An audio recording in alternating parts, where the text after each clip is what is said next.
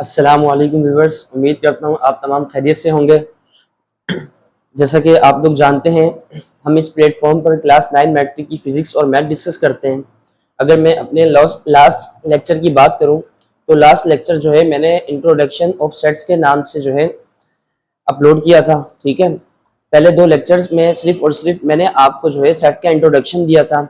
उसमें मैंने आपको यही सिखाया था कि सेट को लिखते कैसे हैं, सेट को लिखने के कितने तरीके हैं। ठीक है, सेट्स की टाइप्स क्या हैं, सेट्स को कितने तरीके से लिखा जाता है। ठीक है, सेट्स को टेबुलर फॉर्म क्या होती है, डिस्क्रिप्टिव फॉर्म क्या होती है, सेट बिल्डर फॉर्म क्या होती है, ये तमाम की बातें मैं आपको वहां पे सिखा कर आ चुका हूँ।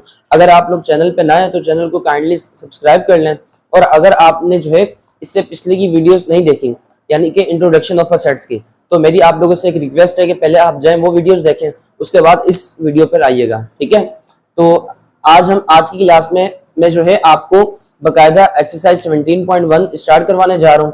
17.1 में जो क्वेश्चन हमने सोल्व करने हैं, उन क्वेश्चन को सोल्व करने के लिए आपको 2 बातें पता होनी चाहिए। वो कौन कौन सी 2 बातें? पहली बात यह है कि टाइप्स ऑफ नंबर की।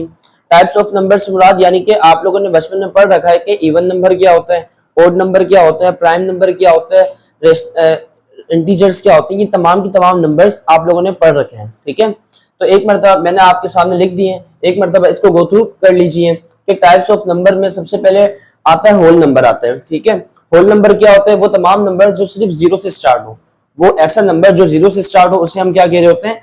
होल नंबर कह रहे होते हैं। एंडिंग पॉइंट हमें नहीं पता, लेकिन स्टार्टिंग पॉइंट पता है कि ये सेट कहां से स्टार्ट हो रहा है? 0 से स्टार्ट हो रहा है। कोई भी सेट अगर 0 से स्टार्ट हो उसे हम क्या कह रहे होते हैं? होल नंबर कह रहे होते हैं। इसी तरीके से अगर कोई नंबर 1 से स्टार्ट हो उसे हम क्या कह रहे होते हैं? नेचुरल नंबर कह रहे होते हैं। अब ये कंटिन्यू आगे लातादाद है, इनफाइनाइट है। ठीक है, उसके बाद नेक्स्ट है इवन नंबर। इवन नंबर क्या होते हैं? वो तमाम के तमाम नंबर्स होते हैं जो 2 के टेबल से कंप्लीटली डिवाइड हो जाएं। ठीक है, उसे हम क्या कह रहे होते हैं? इवन नंबर क्या कह रहे होते हैं। ठीक है, वर्ड पर गौर करिएगा, मैं कह रहा हूं कि वो तमाम के तमाम नंबर्स जो 2 के टेबल से कंप्लीटली डिवाइड हो जाए उसे हम क्या कह रहे होते हैं? इवन नंबर कह रहे होते हैं। जैसे कि आपके सामने एग्जांपल्स रखी हैं 2, 4, 6, 8, 10 एंड सो ऑन। अगर हम इसको 2 से डिवाइड करें तो हमारे पास जो है कंप्लीटली डिवाइड होकर आ जाएगा, कोई डेसिमल में कोई पॉइंट में हमारे पास आंसर नहीं आएगा, उसे हम कहते हैं इवन नंबर कहते हैं। जबकि ऑड नंबर क्या होता है? वो तमाम के तमाम नंबर्स होते हैं जिसे 2 से डिवाइड, जो 2 के टेबल से कंप्लीटली डिवाइड नहीं होते हैं। कंप्लीटली डिवाइड होने का मतलब ये है कि डिवाइड तो हो जाते हैं लेकिन कंप्लीटली डिवाइड नहीं होते। ठीक है, जैसे कि अगर मैं 1 को डिवाइड करता हूं 2 से तो मेरे पास 0.5 आंसर आएगा। अगर मैं 3 को डिवाइड करता हूं 2 से तो मेरे पास 1 पॉइंट आंसर आ रहा होगा। तो 2 से डिवाइड हो तो रहा है लेकिन कंप्लीटली डिवाइड नहीं हो रहा। जो नंबर 2 के टेबल से कंप्लीटली डिवाइड हो जाए उसे हम इवन नंबर कह रहे होते हैं, और जो 2 के टेबल से कंप्लीटली डिवाइड ना हो उसे हम क्या कह रहे होते हैं? ऑड नंबर कह रहे होते हैं। नेक्स्ट है आपके पास, नेक्स्ट नंबर है Z मींस इंटीजर्स। इंटीजर्स क्या होते हैं? वो तमाम के तमाम नंबर्स जो एक ही वक्त में प्लस या माइनस साइन के साथ लिखे गए हो उसको हम क्या कह रहे होते हैं? इंटीजर्स कह रहे होते हैं। जैसे कि +-1, +-2, +-3 एंड सो ऑन, ये होते हैं integers. Next C means composite number. Composite number क्या होते हैं? वो तमाम के तमाम नंबर्स जो अपने टेबल में भी आते हैं और दूसरों के टेबल में भी आते हैं, उन तमाम नंबर्स को हम क्या कह रहे होते हैं? कंपोजिट नंबर कह रहे होते हैं। जैसे बात की जाए 4 की, 4 जो है कंपोजिट नंबर है, अपने टेबल में भी आता है, दूसरों के टेबल में भी आता है। अब आप लोग यकीनन सोच रहे होंगे 2 भी जो है कंपोजिट नंबर है। नहीं, 2 कंपोजिट नंबर नहीं है। ठीक है, अब आप लोग बोलेंगे क्यों नहीं कंपोजिट नंबर? आप लोग ये सोच के बोल रहे हैं 2 कंपोजिट नंबर इसलिए है क्योंकि 2 अपने टेबल में भी आते हैं और 1 के टेबल में भी आ रहा होता है। ऐसा ही है? ऐसा हरगिज नहीं है। जब भी हमने चेक करना होता है कि कोई भी नंबर कंपोजिट है या प्राइम है तो हम 1 के टेबल के अलावा उसे चेक करते हैं। अगर मैं 1 के टेबल के अलावा बात करूं, 2 जो है अपने टेबल के अलावा और किसी टेबल में आता है? नहीं आता, तो 2 कंपोजिट नंबर नहीं है। तो कंपोजिट नंबर वो तमाम के तमाम नंबर होते हैं जो अपने टेबल में भी आए और दूसरे टेबल में भी आए सिवाय 1 के टेबल के। 1 के टेबल को हम यहाँ पे इग्नोर कर देते हैं, नजरअंदाज कर देते हैं। तो जो है 2 एक कंपोजिट नंबर नहीं है, जबकि 2 एक प्राइम नंबर है। 2 जो है अपने टेबल में भी आता है, 2 सिर्फ और सिर्फ अपने ही टेबल में आ रहा होता है। ठीक है, तो नेक्स्ट नंबर है प्राइम नंबर। तो यहाँ पे जो है 2 भी ऐड कर लीजिए, 2 से स्टार्ट होगा प्राइम नंबर। 2 हमारे पास क्या है? एक प्राइम नंबर है। 2 सिर्फ और सिर्फ कहाँ आता है, अपने ही टेबल में आता है और किसी के टेबल में नहीं आता। तो प्राइम नंबर्स वो तमाम के तमाम नंबर्स होते हैं जो सिर्फ और सिर्फ अपने टेबल में आए, उन तमाम नंबर्स को हम क्या कह रहे होते हैं, प्राइम नंबर कह रहे होते हैं। तो ये थे आपके पास कुछ नंबर्स। क्वेश्चन एक्सरसाइज 17.1 को सोल्व करने के लिए बेहद इंपॉर्टेंट है कि आपको टाइप्स ऑफ नंबर पता होना चाहिए, क्योंकि वहां पे क्वेश्चन में यूज हो रहा होगा whole number, natural number, even number, odd number. तो आपको पता होना चाहिए कि ये तमाम के तमाम नंबर्स कौन से, और आपके सामने मैंने लिख दिए। पहली चीज तो हो गई ये कि आपको टाइप्स ऑफ नंबर के बारे में पता होना चाहिए।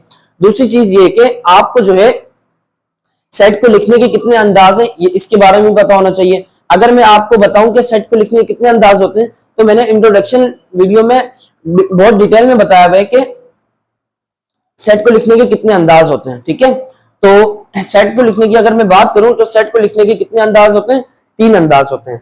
पहला कौन सा, टेबुलर फॉर्म होता है। दूसरा कौन सा, डिस्क्रिप्टिव फॉर्म होता है। और तीसरा सेट बिल्डर फॉर्म होता है। अगर मैं बात करूं नंबर 1 टेबुलर फॉर्म की, टेबुलर फॉर्म क्या होता है, आपके सामने मैंने व्हाइट बोर्ड पर एक नेचुरल नंबर का सेट लिखा हुआ है। टेबुलर फॉर्म अगर किसी भी सेट को एलिमेंट्स की मदद से लिखा जाए, उसको हम क्या कह रहे होते हैं, इस फॉर्म को टेबुलर फॉर्म कह रहे होते हैं। ठीक है, उसके बाद नेक्स्ट है डिस्क्रिप्टिव फॉर्म।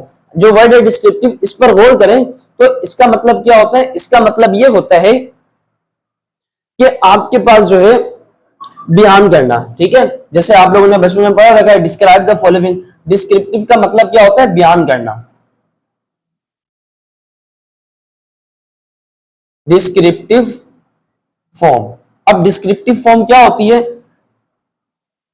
डिस्क्रिप्टिव फॉर्म में अगर मैं आपके सामने एक सेट की एग्जांपल रखूं और यहां पे मैंने कह दिया set of vowels, set of vowels. अब ये जो आपके पास एग्जांपल है, ये कौन सी एग्जांपल है, डिस्क्रिप्टिव फॉर्म की एग्जांपल है। डिस्क्रिप्टिव फॉर्म में हम क्या कर रहे होते हैं, डिस्क्रिप्टिव फॉर्म में हम जो है सेट्स को किस फॉर्म में लिख रहे होते हैं, बयान कर रहे होते हैं। ठीक है, और जो तीसरी तरह से हम सेट, किसी भी सेट को हम लिख सकते हैं, वो है लिखने का अंदाज सेट बिल्डर फॉर्म, और जो कि बहुत ही ज्यादा इंपॉर्टेंट है, हर बच्चे को आनी चाहिए। Set builder form. Set builder form क्या होती है, कैसे लिखते हैं सेट बिल्डर फॉर्म, यहां पे मैं आपको जस्ट एक ओवरव्यू दे दूंगा। Set builder form, set builder form में हम क्या कर रहे होते हैं और कैसे लिखते हैं, आपके सामने सबसे पहले मैं एग्जांपल लिखता हूं और एग्जांपल की मदद से आपको समझाने की कोशिश करूंगा। मेरे सामने एक सेट बी है और उस बी के अंदर मैंने कुछ इस तरीके से लिख दिया है x such that x belongs to natural number and x जो है वो 1 से बड़ा है और 5 से छोटा है। ठीक है, और यहां पे मैंने अपने इस सेट बिल्डर फॉर्म को क्लोज कर दिया। देखें, अब हर सब्जेक्ट की बात की जाए तो हर सब्जेक्ट की अलग लैंग्वेज होती है। ठीक है, अगर केमिस्ट्री की बात की जाए, केमिस्ट्री की एक अलग लैंग्वेज होती है। फिजिक्स की बात की जाए, फिजिक्स की एक अलग लैंग्वेज होती है। बायो की एक अलग लैंग्वेज होती है और मैथ्स की भी एक अलग लैंग्वेज होती है। ठीक है, ये जो सेट बिल्डर फॉर्म है बेसिकली आपको ये जो है मैथ्स की लैंग्वेज सिखाएगा कि हम मैथ्स में जो है कौन कौन से वर्ड्स यूज कर रहे होते हैं और उन वर्ड्स का मतलब क्या होता है। ठीक है, सबसे पहले हम पढ़ना स्टार्ट करेंगे इतने हिस्से को समझने की कोशिश करेंगे। इतने हिस्से में सेट बिल्डर फॉर्म हमसे क्या कह रहा है, सेट बिल्डर फॉर्म इतने वाले हिस्से में हमसे जो कह रहा है, सेट बिल्डर फॉर्म कह रहा है x। ठीक है, x सच दैट, जो भी स्ट्रेट लाइन होती है उसका क्या मतलब होता है, सच दैट, यानी कि जैसा के, यानी कि सच दैट। ठीक है, मींस जैसा कि x बिलोंग्स टू। अब ये आपको, आप लोग यकीनन समझ रहे होंगे ये e लिखा हुआ है, e नहीं है। ये कह सकते हैं कि ये e की तरह लग रहा है लेकिन ये e नहीं है। इसे हम मैथ्स की दुनिया में पढ़ते हैं एप्सिलॉन। क्या पढ़ते हैं इसे हम, एप्सिलॉन।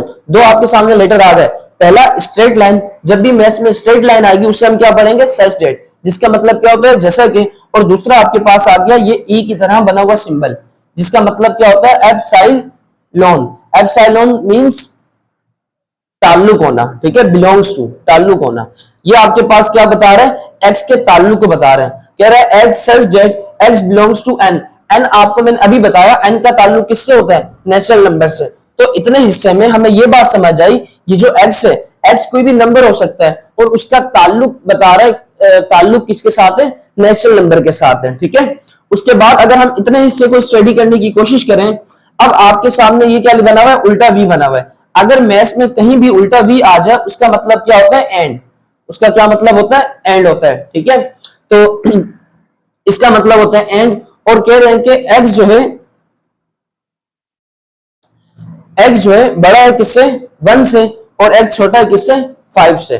कह रहे हैं कि एक्स का जो ताल्लुक है नेचुरल नंबर से, और वो नेचुरल नंबर कैसा है, नेचुरल नंबर 1 से बड़ा है और 5 से छोटा है। इतनी इंफॉर्मेशन मिली है हमें इस सेट बिल्डर फॉर्म में, ठीक है। तो इस तरीके से हम सेट बिल्डर फॉर्म को हम पढ़ रहे होते हैं। बेसिकली सेट बिल्डर फॉर्म में 3 एलिमेंट्स होते हैं जो मैथ्स की लैंग्वेज को रिप्रेजेंट कर रहे होते हैं। पहली स्ट्रेट लाइन, दूसरा एप्सिलॉन, और तीसरा ये एंड। अगर ये 3 आपको समझ में आ गया तो यानी कि आपको सेट बिल्डर फॉर्म भी आ गई, ठीक है।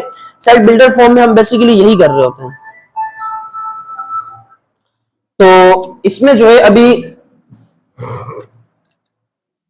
आपको आपके सामने ये लेस देन ग्रेटर देन का सिंबल है, इसके बारे में पता होना चाहिए। ये भी मोस्ट इंपोर्टेंट है सेट बिल्डर फॉर्म में लिखने के लिए।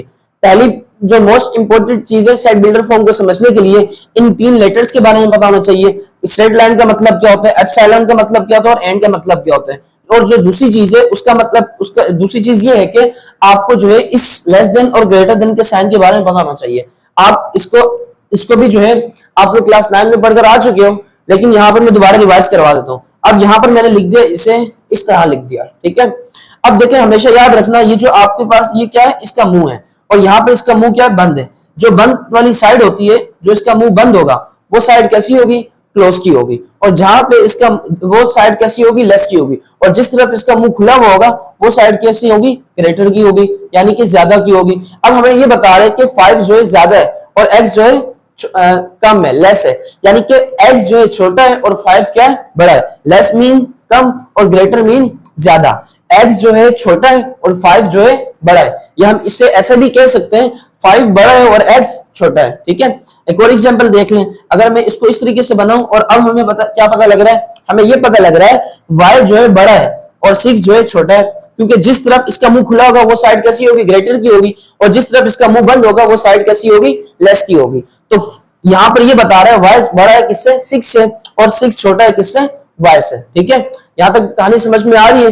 अब अगर दूसरी कंडीशन इसमें ये यूज होती है कि अगर आपके पास इसके नीचे आ जाए बार, ठीक है, अगर जब भी आपके पास लेस देन ग्रेटर देन के नीचे के सिंबल के नीचे बार यूज हो जाए, उसका मतलब ये होता है कि ये इक्वल टू भी है। यानी कि अब तो मैं ये पढ़ रहा था बार से पहले y बड़ा है किससे, 6 से, ठीक है, लेकिन अब मैं ये भी पढ़ूंगा कि y इक्वल है या बड़ा है, ठीक है। इक्वल है क्यों पढ़ रहा हूं, क्योंकि इसके नीचे ये लाइन लग गई है। और अभी मैं पढ़ रहा था 6 छोटा है किससे, y से। अब मैं ये पढ़ूंगा 6 इक्वल है या छोटा है किससे, y से। तो उम्मीद करता हूं आपको यहां तक की कहानी समझ आई होगी। आपको एक्सरसाइज 17.1 को सोल्व करने से पहले ये तमाम की बातें पता होनी चाहिए। अगर ये बातें पता होंगी तो एक्सरसाइज 17.1 जो है समझ में आएगी, अदरवाइज नहीं आएगी। देखिए, मैथ्स रट्टा का सब्जेक्ट नहीं है। मैथ्स में अगर आपने कॉन्सेप्ट बनाने हैं, मैथ्स में अगर आप चीते बनना चाहते हैं तो अपने कॉन्सेप्ट बिल्ड करना है। जितने कॉन्सेप्ट बिल्ड करेंगे उतनी ही मैथ्स आसान हो जाएगी, उतनी ही आपके लिए मैथ्स हलवा होगी। मैथ्स सिर्फ और सिर्फ जो है कॉन्सेप्ट बिल्ड का नाम है, ठीक है। कॉन्सेप्ट बिल्ड करें सिर्फ और सिर्फ। तो अब हम जो है हकीकत में एक्सरसाइज 17.1 के क्वेश्चन नंबर 1 के पार्ट 1 को सॉल्व करते हैं और समझते हैं इसमें हमसे क्या कहा जा रहा है, ठीक है। ये वाला भी मैं रफ कर रहा हूं।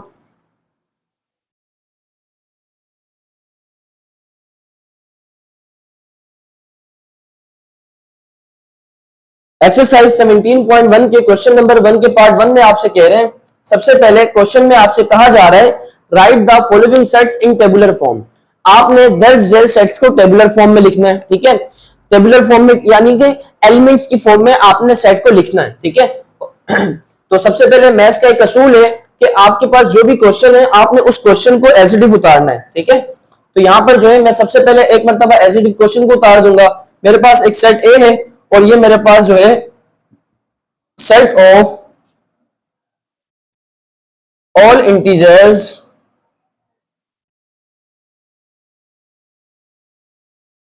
बिटवीन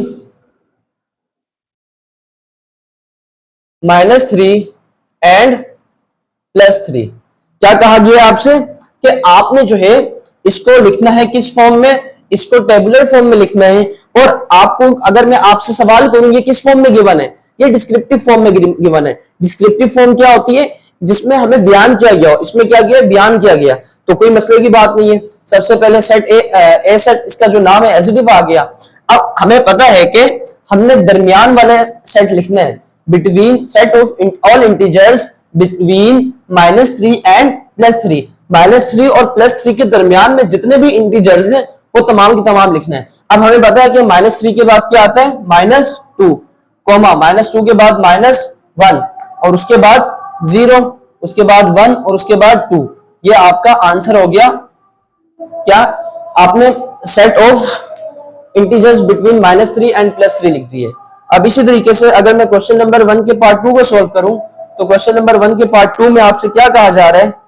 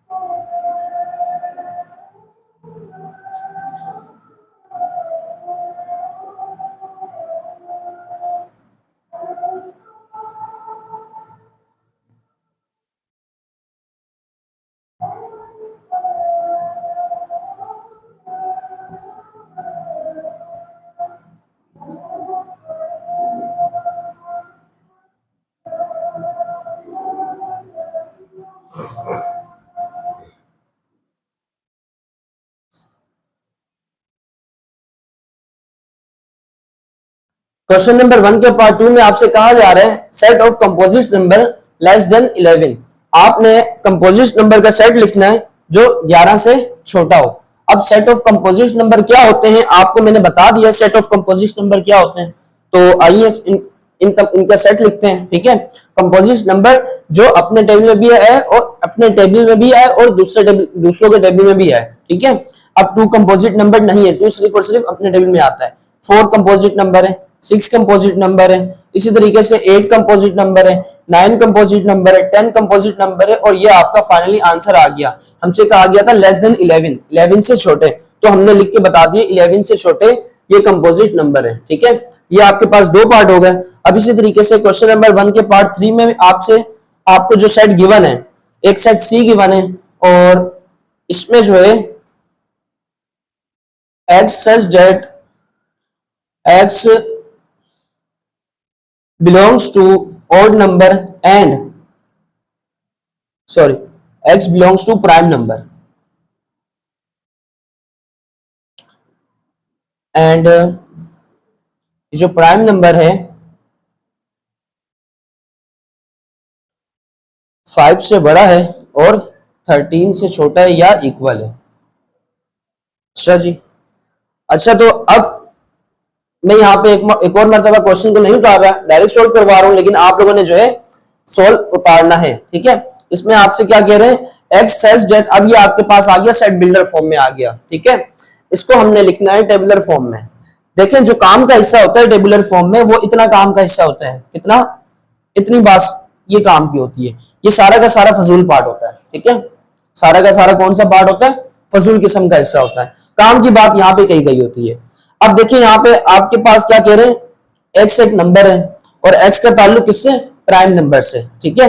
अब एक्स जो है बड़ा है किससे, 5 से, और इक्वल है या छोटा है किससे, 13 से। तो सिंपल तरीके से 5 से बड़े और 13 से छोटे या इक्वल वो नंबर्स लिख दो, तो ये सेट सी है। और 5 से बड़ा प्राइम नंबर कौन सा आएगा, 5 से बड़ा 7 आ गया। 7 से बड़ा कौन सा आएगा, 9, नहीं 9 एक प्राइम नंबर नहीं है।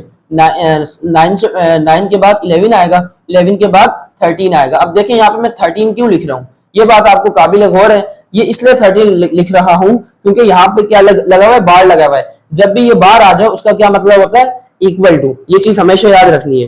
तो ये आपके पास 3 पार्ट कंप्लीट हो गए। हरियम आप लोग इसे नोट कर लीजिए, उसके बाद रफ करके नेक्स्ट पार्ट में सॉल्व करवाता हूं।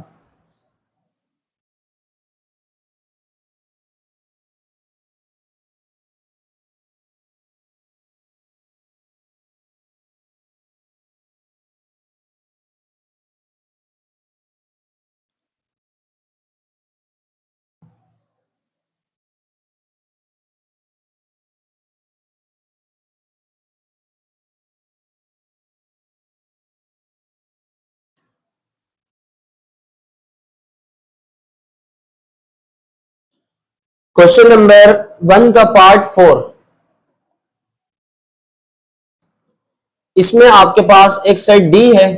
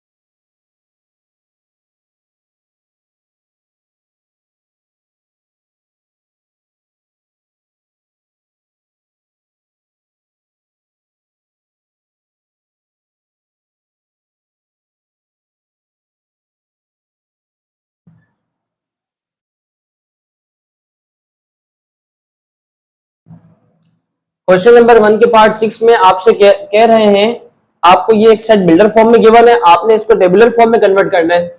सबसे पहले एक मतलब एज क्वेश्चन उतारना है, मैं नहीं उतार रहा लेकिन आप लोगों ने उतारना है, मेरे पास जगह कम है, ठीक है।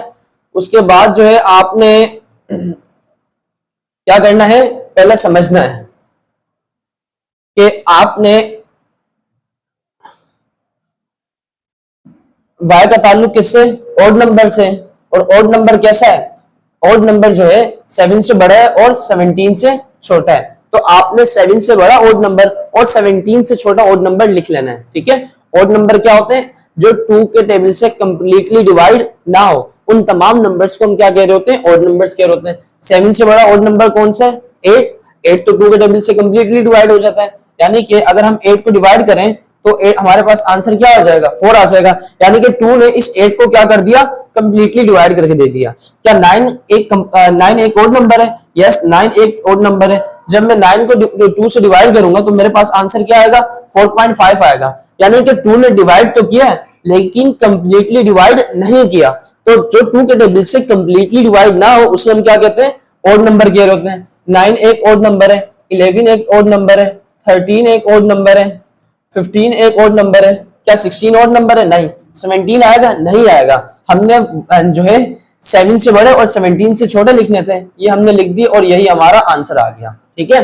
इसी तरीके से 1 के पार्ट 5 में आपसे क्या कह रहे हैं, z का ताल्लुक किससे, r से। अब ये r क्या होता है, r means real number. Class 9 में चैप्टर नंबर 1 में पढ़कर आए हुए तफसील से रियल नंबर क्या होता है, ठीक है। तो रियल नंबर जो है z का ताल्लुक रियल नंबर से।